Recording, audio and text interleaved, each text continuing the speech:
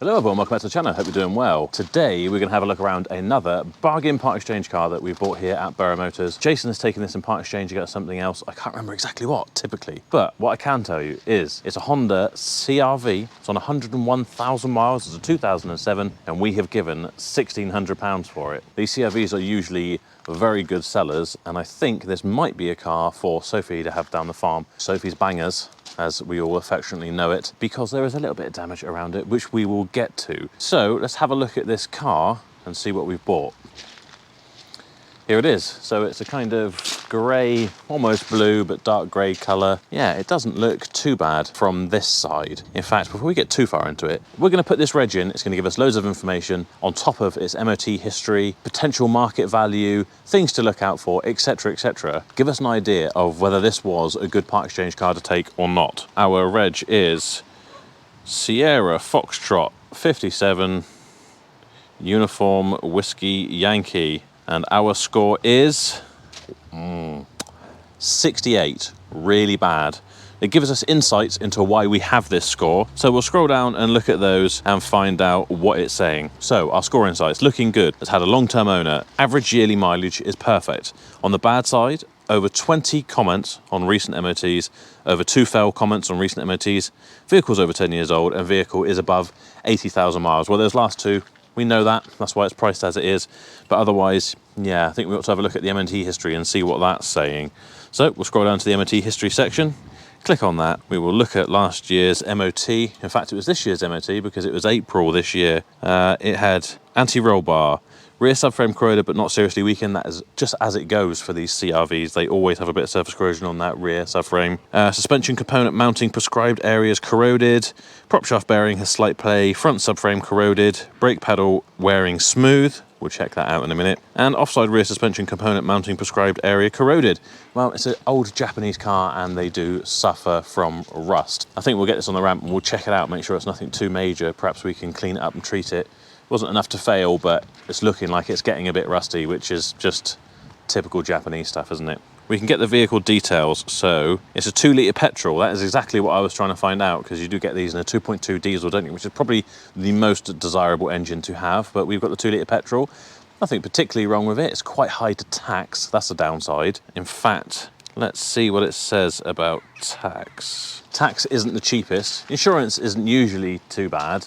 And these are a pretty bomb-proof engine, the 2-litre petrol. So swings and roundabouts, expensive to potentially run and insure as being a big car, but it's not likely to be expensive to maintain.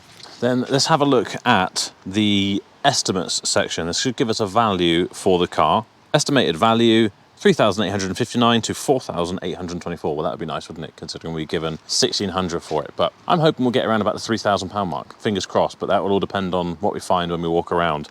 Now, my new favourite feature on VehicleScore is something that I'm sure VehicleScore, I don't mind you telling you, was my suggestion that would help perhaps promote VehicleScore and its use for sellers, was that if you click on the section that says selling this car, you can take a picture of your car and have your banner displaying your score at the bottom. So you probably wouldn't want to do it with this one, but if your car is a nice car, it's got a nice 500, 600, 700, 800 score, you can take a picture of your car and you can overlay that all in the app here on the phone. Put that as your main picture, perhaps on your selling description, help you sell the car quicker, give people confidence when they're looking at it. This is a good score, it's a good car, and they can go on the website and verify it for themselves. So, I mean, I'm going to be biased because I kind of suggested they should do this, but yeah, I like that. I think it's a good idea. Then, of course, if you've got that far, you're still interested in buying the car, you need to do a vehicle history check, an in-depth check that it hasn't been written off, hasn't been salvaged, hasn't been stolen before, hasn't got any outstanding finance on it, and that's where VehicleScore can help. They offer the UK's cheapest VehicleScore. So if you use their Salvage Plus report, it's only £2.97, and their Ultimate report, which checks for pretty much everything, including if the car has been for a salvage auction and there were pictures of that auction, they will be on here for only £8.97. And if you use code SHIFTINGMETAL15, you will get 15% off, making it even cheaper. Right, so starting to walk around, have a look at this thing objectively. Headlights could do with a quick polish, give them a quick tickle and bring them up. It would really freshen up the car because they're just starting to look a little bit hazy now. There is a little bit of a scuff around the bumper there, but nothing too major on something like this. On the mileage that it's on, it must have had a little scuff there as well because you've got a bit of rust coming through, but quite an easy touch up. This alloy wheel actually looks okay, just filthy with brake dust, as they always are, aren't they? And we have got an A+ X919 on here with, I'd say, about 4 or 5 mil of tread, so that's okay. Looking pretty good, really. Our discs have got a very minor lip on there, but short of anything coming up on the road test, I don't think there's anything too much to worry about there. Actually looks pretty straight down this side. Little scuff on the end of our wing mirror there, but you know, what do you expect at this age and mileage? Little ding in here, little scuff all the way through there where it's scraped past something, but again, not major. Back wheel, again, looking in good condition, just wants a good clean up. Another A+ A919. And again, about 4 or 5 mil of tread. So fingers crossed as we go around, we've got a full set of these A+, all on the same sort of tread. Looks okay around the back. First thing that jumps out, scuffs around here. Same on the plastics there on the bumper, looking a bit damaged. Parking sensors all the way around.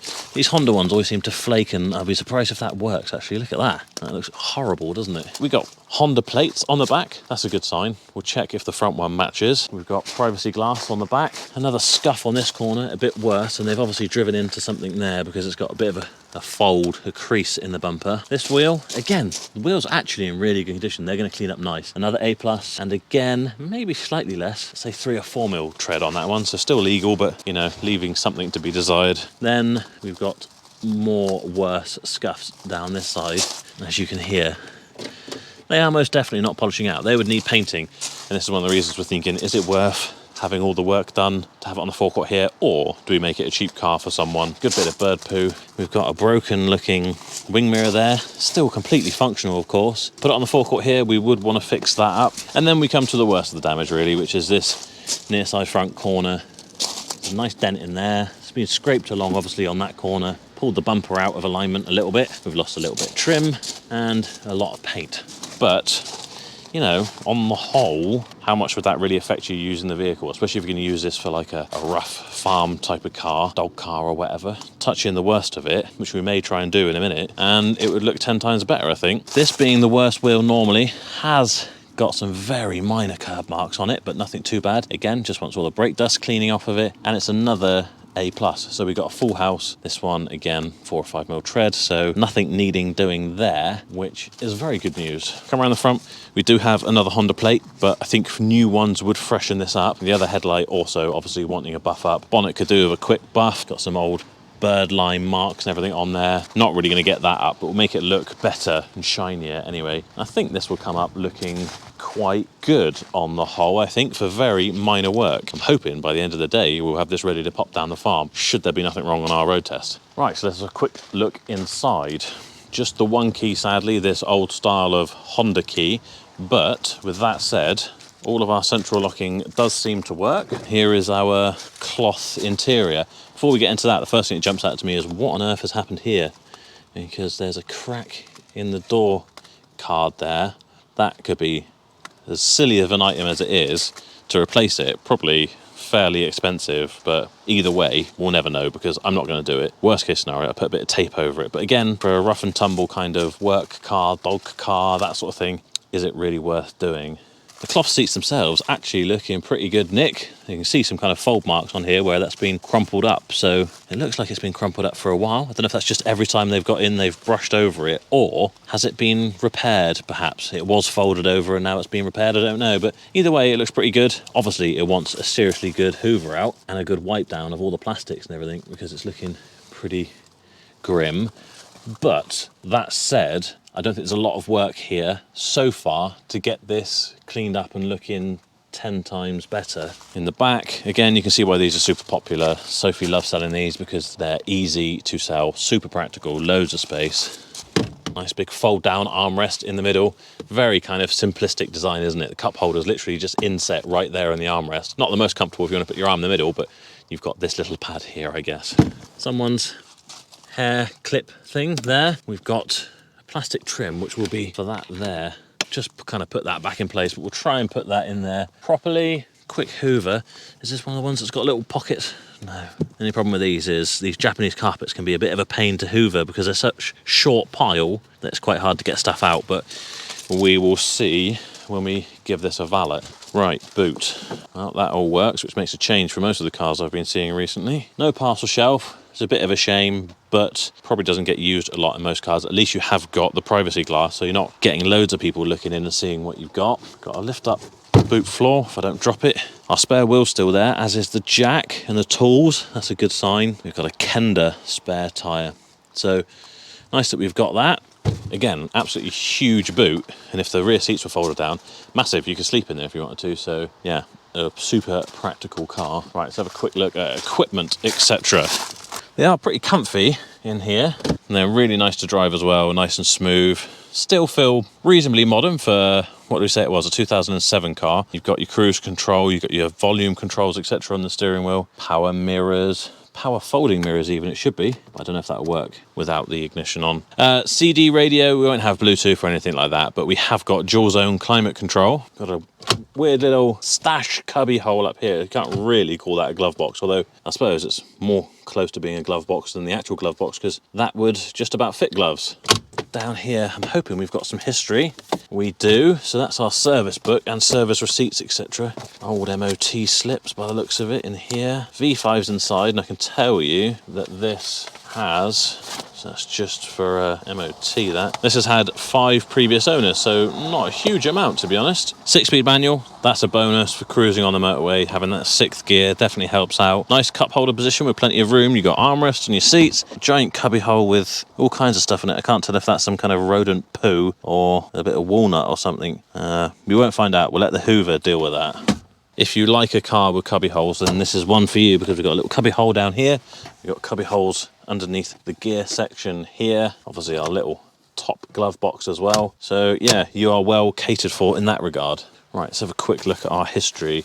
Said we're on about 101,000 miles. So let's see what's in the book first. We've got 1, 2, 3, 4, 5, 6, 7, 8 service stamps, and the last one in the book here was at 2019 on 78,000 miles. How many of those are Honda?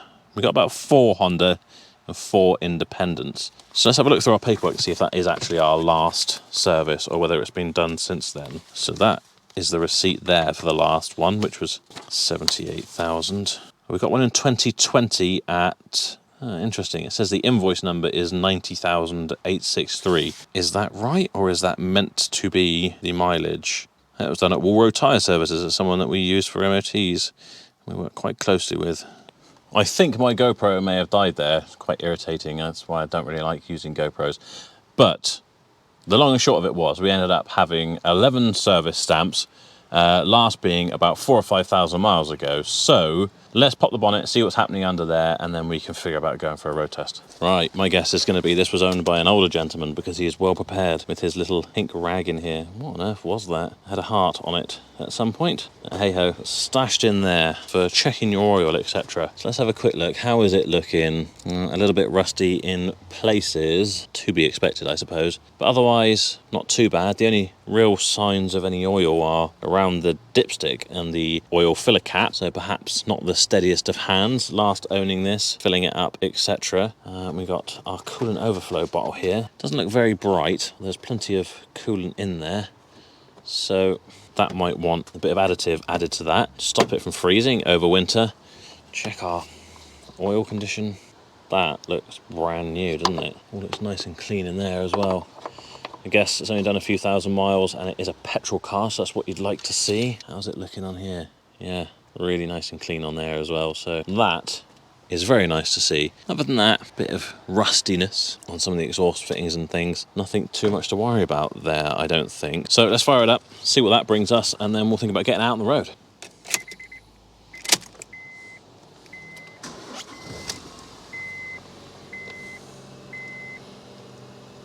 Right, so yeah, the exact mileage is 100,957, and we seem to have ABS, VSA and TSA warnings on. This is our VSA, this is a sort of virtual stability assistant or something. So we've got something going on with the ABS there. So before we head out on the road, I'm actually going to go and grab a new bit of kit from TopDon. They've very kindly sent us an AL500B diagnostic scanner. Not just does it do diagnostic scanning, but also checks the health of your battery, which might be interesting in this case, because I know a lot of Hondas, VSA and VDC and all those sorts of issues can be related to the battery. So we can test both with this really cheap bit of kit. I'm going to get Toby to help me film that. We'll plug it in and we'll see what's going on. Right, so here is our TopDon AL500B. And I guess seeing as we're going to check the battery, we should do that first and then we'll get into doing the diagnostics. So, to remind myself how this all works, because Jordan's been using this mainly. So, luckily we've already got our battery terminal lead on. Let's get this connected. Obviously red to positive, black to negative. It's now powered up. Nice LCD screen. Let me try and keep it still. And we'll move across to a battery test. We'll look at here, make sure we've got a regular style battery, it's not an AGM. And the code is asking us which type. And we can see, where did I just see it? Ah, there. 540 amp, and it's an EN style. So we'll put EN on there. And it asks us how much cranking hour. I'm going the wrong way. We've got 540. Testing. It tells us to replace the battery. It's 38%. So it does make me wonder, is that the cause of our VSA etc. issues? Let's plug it in. We'll see what it's saying on the diagnostics report, and then we can potentially just chuck a new battery in here and might be able to clear the codes and get lucky with it. Right, so we'll take off our... Still recording? Yeah. We'll take off our terminals for testing the battery. What I like about this as well, that it's just one plug, one for the battery, one for the diagnostics. On a lot of these two-type things, or even just like the advanced multimeters, you've got different plugs in different places. You need to know where all the wires go. So simple, just plug this straight in and you are away. Right, it's all fired up again, so I'm just going to put this ignition so that it's on. And then we obviously want the ODB to read the codes. The vehicle has no fault codes. That's interesting, isn't it? That makes me think even more that it's battery related. So while we're here, before I even go out on the road, I can use this road test as a road test for the VSA, TSA, ABS, etc. Hopefully we've got a battery on the shelf that will fit this. We can chuck that in, and then fingers crossed we've solved it. Thanks to TopDon AL500B.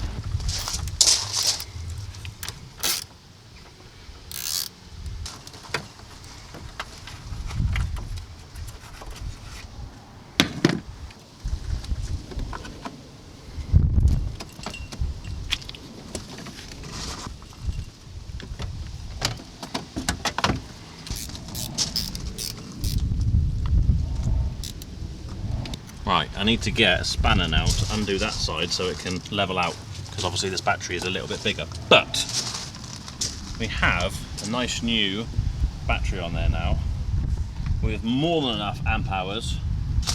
So fingers crossed, we might need to plug in again and clear.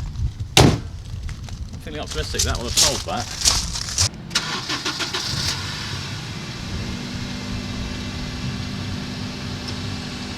No, it hasn't solved it. Let's plug it in. Still says it has no fault codes. Okay.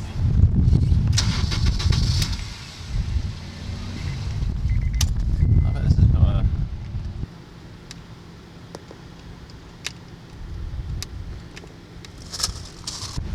Right, still saying no fault codes, but we do still have the lights on. So fingers crossed it's a case of it needs driving to recalibrate, and they will then go off now that it's got a nice new battery. But I'll take it out on the road and we'll find out. Right, will the VSA and TSA turn off now? That is the question. I'm not feeling that confident actually. Still on so far. What happens if I press the VSA button? Don't know. This might need some further investigation by the mechanics. But as to be expected of a CRV, nice and smooth, comfortable, nice high ride position, easy to drive. You can see why they're popular. These will be the roads that will test whether we've got any suspension knocks or anything weird like that, but so far so good. Try out the brakes as well, because we were questioning those, weren't we? Oh no, they're brilliant. They are working very well, very smooth, and no weird noises. I can't remember what my concern was when we were looking at them. They had a little bit of a lip. So I wonder if they might squeak or be low on the pad or something like that, but no, it seems pretty good. They are working exceptionally well. Nice smooth steering. That's not doing anything weird. Sometimes you get like a pulsing or a stage steering if your power steering pump's going on these, but all seems good.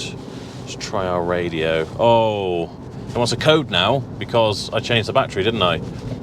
So I'll have to look for that in the book and hope that we've got that. So I can't test out steering wheel controls or anything like that. Let's check if our cruise control works. So let's set that at 30 miles an hour. That works. Cancel, turn it off. Lovely. Sometimes the ABS issues or VSA or whatever it is will cause problems with that, but no problem there. There's a bit of a lackluster engine in a car of this size. Let's see if we've just got enough oomph to get up and do an overtake. Just about, if we're forced to do so. It can be a bit lackluster, but it doesn't feel like it's struggling at any point, so that's good. It seems to be running smoothly. I mean, I guess we're not really reviewing a Honda CRV here. I might have done that before even on this channel. We're just trying to figure out how this particular one seems for the 1,600 quid we've spent. And so far I have no worries whatsoever. The more I think about it, the more I think I was using that TopDon wrong. I think I might have just been searching engine codes and not all body control module codes, including the ABS, etc. So we'll get someone back at the garage who's not a complete half-wit to plug it in and see if it gives us any codes, because we might have a wheel speed sensor or something like that that wants changing on this, which obviously we want to do before we get it up for sale. So we'll try that when we get back, but otherwise I have no concerns. So I think we'll get it back, we'll get it validated, we'll get the lads to plug in the TopDon for me and read it properly, get a code off, figure out what we need, see if we can't get this sorted by the end of the day. I mean, it is 2:30, depends how quickly we can get whatever it is it needs. If it needs anything, it might want recalibrating, and then I can get this down the farm for Sophie. So let's head back to the garage.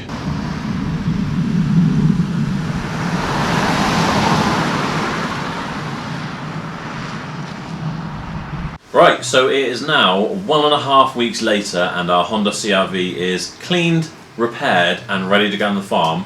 So have a look how it's looking now.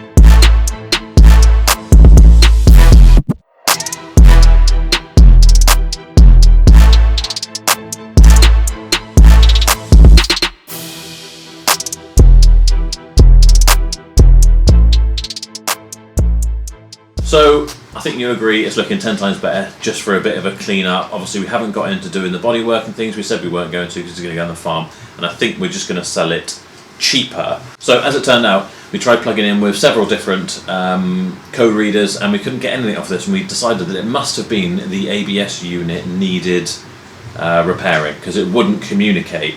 But then it would. All of a sudden it would communicate again. We got the TopDon on it, it gave us codes for a wheel speed sensor, and then it also told us that it needed a new alternator. It wasn't charging properly. I don't know whether the fact that the alternator issue meant that it couldn't read or connect at some points, but in the end it did connect, and we've changed a wheel speed sensor, we've put a new battery in it as you would have seen me do, and we've also done a new alternator now. So no lights on the car whatsoever, driving perfectly just as you want it to. So mechanically it is now sorted. Jordan's given it a good valet, not too much involved with that, but it does look a lot better for just being fresh and clean. So what have I spent? Well, you remember that we spent £1,600 on the car. Then our replacement battery to us was £52.53 plus VAT. The offside rear speed sensor was £32.62, and the really expensive bit was the alternator, because that was £186.52 to us plus VAT. But we were thinking that we were going to have to take the whole ABS unit out and send it away to be recoded, which was a minimum of 250 quid. So I think we're actually still quids in, luckily that we managed to get it to communicate in the end.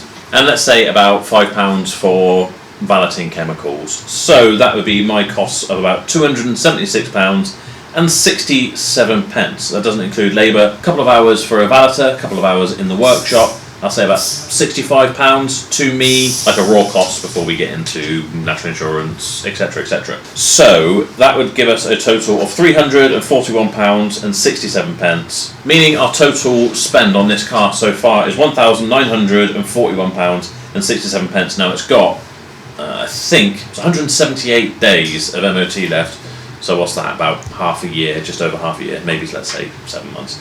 So we won't bother doing that, it will go with what it's got. And talking of values, I'm just going to have a quick look at Auto Trader because it has been a week and a half since I looked. I seem to remember that prices were quite good for these. So looking at ours, bear in mind as our mileage is 100,975, looking around that on Auto Trader. One here for 5,495, that's on 110,000 basically. 4,995 on 103,000, so pretty much bang on what we're on. Another one, 4,895, that was an automatic, so we've got to say that's, you know, I think that makes them worth a bit more. Another one, 4,595. So they're all well north of about £4,000. I think we're going to try and just sell this for 3,000. I think that's a nice honest price for a decent car now it's been repaired. Say we do sell it for £3,000, that would give us a profit of £1,058 and 33 pence, and that is a return on investment of 54.51%, so very decent indeed. I'm hoping that this will sell quite quickly. CRVs are usually very popular, they're a super practical car and very reliable. The only downside of this one, because it's a petrol, I think the tax is about £300 a year, so that is going to put some people off. But I don't think we'll have this for too long. I think we're going to have a decent little profit in it. And yeah, I'm looking forward to moving on to the next one. So I hope you've enjoyed the video. If you have, please do give it a thumbs up. Make sure you subscribe if you haven't already. Don't forget you can follow me on Facebook, Instagram and TikTok. Check out the website, shiftingmetal.co.uk. You can get lots of cool merch on there, plus all of my discount codes from sponsors and things like that. And I think I've told you everything I have to, so thank you so much for watching. I'll see you next time.